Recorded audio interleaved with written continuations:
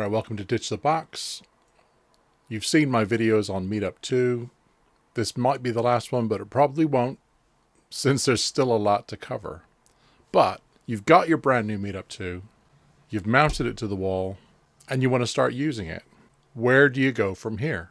Well, I'm going to show you the out-of-the-box experience for Meetup 2.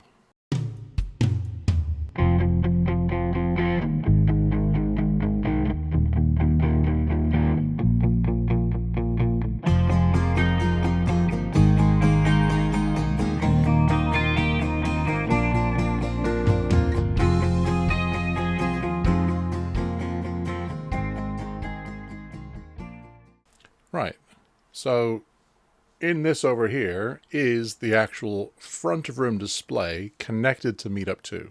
That's the screen you get when you actually plug it all in and hook it all up, and it guides you through the out-of-the-box experience. You can see you've got a couple of different options. One is using the browser, using the local network access, but that requires an internet connection. If you've got it plugged into Ethernet, you're all good. All you have to do is enable local network access. Again, it just guides you through there. Pressing a button for 5 seconds enables LNA, and away you go. What if you want to have a minimal install and don't want to use Ethernet? Keep in mind that Meetup 2 is a BYOD device. It isn't a Teams room or a Zoom room or anything like that, so there's no kind of media going back and forth over the internet. The network connection is really only there for management, with one exception.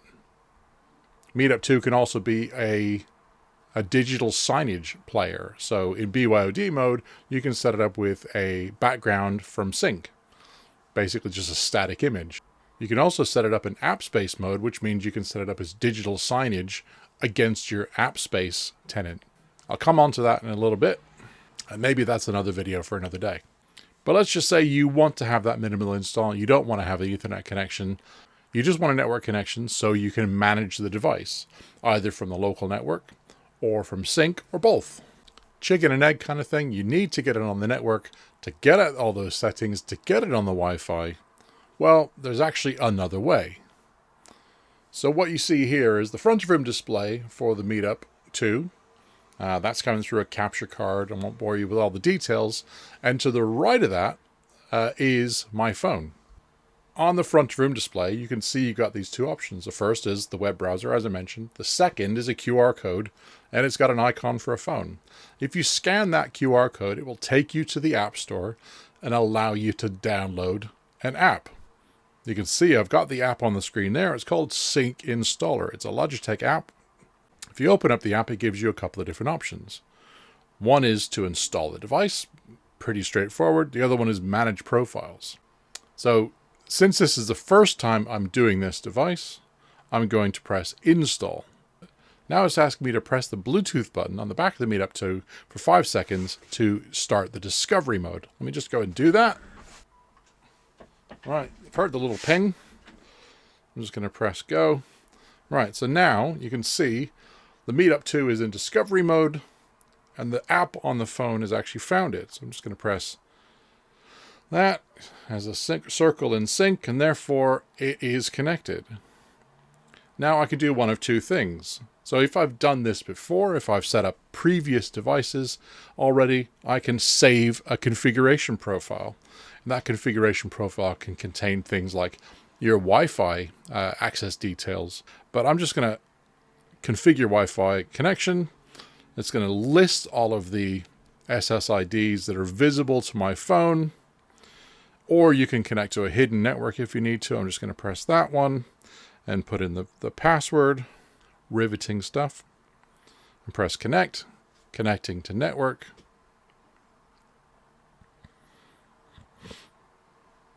Just take a couple of seconds. There you go. So now it is actually connected. And now I need to enable local network access. This is the web UI that lives on Meetup 2 to allow you to go to the browser to continue with the setup. So I've just enabled LNA. And what I can do here, if I've got more Meetup 2s to set up for this network, I can save the profile. So I'm just going to press save, give it a name, and press save.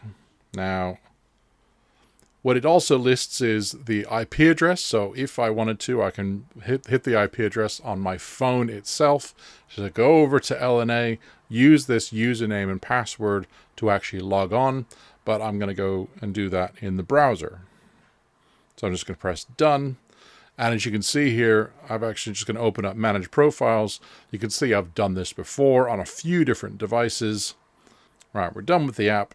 I'm just going to transition over to another scene. All right, so now I'm connected to the web UI using the IP address on the front of room display. That was also displayed in the app. The default credentials are also there. It's admin and the last 6 digits of the serial number, all capitals. And I'm just going to press login. So now what it wants is for me to actually change the default password of LNA. So obviously you can see down here it needs some password requirements. Put in a password that I know meets the requirements, and I'm going to press submit. Right, so now I'm going to log in with the new credentials. There you go. And now this is the out-of-the-box screen for local network access. So this is how you set up the Meetup 2 for everything that you need to set it up for. So since we're in the United Kingdom, I'm going to choose United Kingdom. Choose the time zone for the UK. It's telling me about the remote UI access, which will show you in a second. Then I press continue. I read through the terms and conditions and EULA and everything and press agree. So now it comes up with the network connections. So I told you that I connected to a Wi-Fi network, which means that the wired network is kind of irrelevant. So I'm just going to collapse that and just show you that I'm connected to the wireless network. It's all connected to the internet and everything. There's my SSID. I can expand and look at the TCP/IP details if I want to. I can also do things like look at the proxy details. But I can also upload an 802.1x certificate if I want to. There's also down here some system settings. So the default internet time just connects to time.google.com. You can override that by unticking this box and connecting to your own NTP if you want to. And I can also upload an SSL certificate if I need to. I'm just going to leave all that as default because I don't require any of those things. Just press continue. So now you can choose the service provider. There's 2 at the moment. One is BYOD mode. The other one is app space mode. One thing you should know is that BYOD mode basically is just BYOD. You can use either the 2 cables, as I showed you in a previous video, HDMI to share the display through the Meetup 2 onto the front room display, and then the USB cable that comes with the Meetup 2 to borrow the camera mic and speakers instead of your laptop stuff. Another thing that BYOD mode gives you is the ability to display like a splash screen or an always-on splash screen. That's just a static image from Sync. So you have to connect it to Sync, you have to upload an image, and you have to select that as your background. There are some canned images that actually are built into the device, but you can also upload your own custom one if you want to, with your own QR codes to knowledge bases or to get help or whatever. If you put it into app space mode, the Meetup 2 becomes a digital signage player on top of being a BYOD device. So the reason why you might want that is, imagine the front of room display also is the schedule for the room. It might be what you put on the, the tap scheduler panel outside the meeting room, but you can also do it on the front room display in the room. And then when you plug in the 2 cables or that single accessory cable to do single cable BYOD, then it comes out of the digital signage player, allows you to use it for BYOD. You unplug it all, it goes back to your digital sign again. So I am going to press app space mode, just because at some point I'm going to get around to deploying this as a digital sign. I'm going to press continue. Of course, I will do a video on that at some point. Now you can connect the device to Sync. So I've got Sync open here. So these are all of my rooms under inventory. And then what you do is you add a room. So you could do PC hosted, appliance, or I always start with empty room. So what you could do is call this, I don't know, Randy's Meetup 2, give it a seat count of 4, and then press create. You can see it takes a few seconds to actually create. There you go. The room is created. Now, if I open up the room, which is the container for devices in that space, it gives me a provisioning code. And that provisioning code is what I need to connect the device to sync. I'm going to press copy, go over here, and press paste. And now I'm going to connect it. Just going to give it a seat count of 4 and then press submit. So now it's logging the device actually into sync, and now it is sync manageable. I can actually adjust all the settings from the sync cloud, or I can do it from LNA. There is a reason to have both, of course, and I'll get to that. So now I just press continue, and it gives me a summary of everything that I've done. And then I just press continue. Now it tells me the next step is to go and configure app space and get that all working, right? So just press got it. Right. So now the device is set up. You can go ahead and use it. You just plug in your cables or your single cable to use it as a BYOD device. It's going to show you around LNA while we're here. I'm going to come on to remote UI access in a second. But for now, let's go look at sync. This just shows you that you're connected to sync, gives you some information about the room. If there were any updates available, they would be available here, and you could just press update and it would update the device from sync. In here, you can change things like refresh rate. I'm in the UK, so I'm going to change it to 50 Hertz. Here, you can also adjust the audio stuff. I would say, especially after my last video where I got a drill out, you want to keep that AI noise suppression turned on. All the reverb control, mic and speaker EQ, I would just leave it on the recommended normal setting unless there's some sort of condition that you need to overcome. And of course, you can choose the theme of the actual settings on the device itself. I'm a big fan of dark mode, so I'm just going to click on that. Camera, you can go down here. So this is what I was adjusting in my last video to choose between the different framing modes. This is right side 2. You can go from group view, speaker view to grid view. I like grid view in huddle spaces. What you can also do is enable speaker highlight. So with grid view, everybody that's in the room will get a tile. With speaker highlight, the Meetup 2 tries to determine who is speaking at that moment, and then it will actually highlight their tile in that composite video that's being sent into the meeting. With subtiling, what we can do is actually subdivide the 2x2 into more kind of subtiles to get more people, to give more people a different box. And again, speaker highlight and subtiling kind of go hand in hand. Person that's speaking in whichever tile they appear in will get a highlight around it.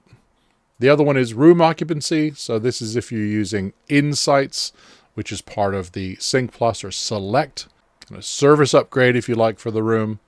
You can have it off if you're not going to use Insights, or you can say only during meetings. That's basically where the camera can count people and actually help you track the usage of the room itself.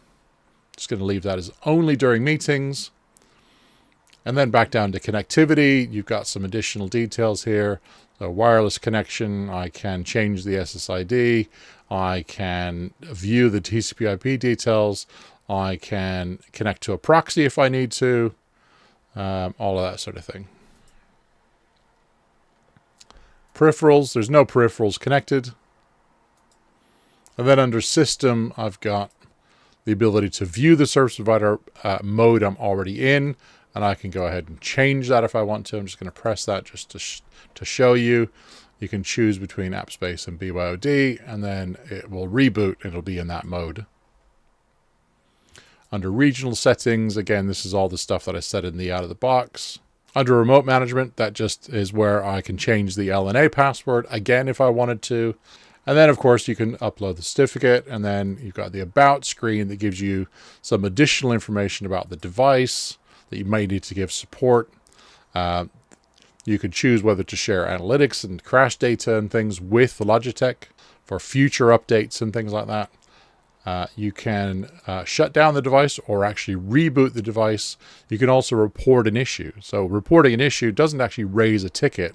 What it does is it actually collects all of the logs from the device, sends it to the support team, and then when you do raise a ticket, you can give them the serial number. They can go and collect that data, attach it to your ticket, and it will help them actually diagnose any issues that are actually happening. They won't need to subsequently ask you for those logs. So always get in a habit of going through either LNA or the device settings or another different way and actually reporting an issue and collect those logs there and then before you actually raise a ticket. It'll speed things up greatly. Right, now back to remote UI access. So you can see I've got the remote UI access screen. Now, if I press start a session, it's going to ask me for an access code. The reason it's asking me for this access code, I need to prove that my user account is actually enabled for remote access to this device or just in general. Because I actually browsed to the local network access by IP, it doesn't know who I am. I haven't authenticated to the web UI as myself. So this is kind of a way of authenticating to the LNA session to prove that I'm able to actually do remote access. What you would generally do, this is kind of after the device is in situ, is you go back to sync there, and then you click on the device itself, and in the top right corner, you've got start a remote UI session. If I wanted to, I can also just hit the three dots and get the remote UI access code. But I am going to do this. What that will do is actually start a new browser session that actually has a token from sync that proves that I have access to remote UI. So if I press login, right. So once you press login, it actually wants to start that remote UI session immediately. In my case, because the device has been defaulted and I don't have a select license attached to the device, what it's offering me is a 30-day trial so I can try out remote UI access. So I'm just going to start that 30-day trial.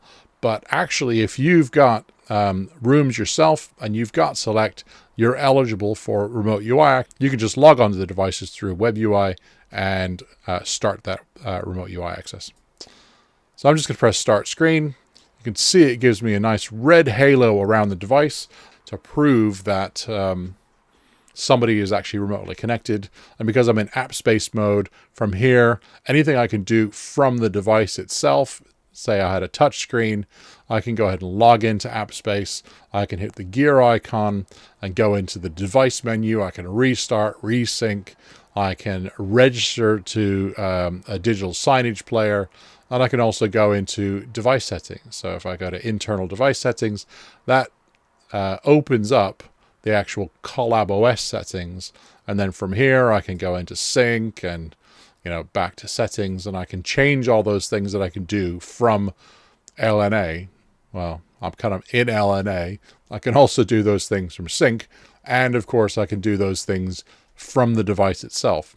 There is a mismatch of some of the settings that are available in sync, LNA, and the device itself. So it is a good idea to have that remote UI access just so you can get at every little nuanced setting that's actually on the device itself. Right, then when you're done adjusting all the settings, you can just press stop session to kind of give it back. You can see it comes up with the free trial ends on the 6th of September. Right, and that's it. That's the out-of-the-box experience for Meetup 2. What I've shown you is connecting it to your Wi-Fi using an iPhone app, going through the local network access to adjust all of the out-of-the-box settings, choosing a service provider. I've also connected it to sync and shown you how that works. And then on top of that, I showed you all the different settings that were available in LNA And then lastly, I showed you the remote UI access and how you actually can get going with that. All right, as always, hope the video has been useful. Give me a like if you can, share with your friends, and if this has been useful and you want to see more content, go ahead and subscribe. Got a lot more coming. Thanks for watching.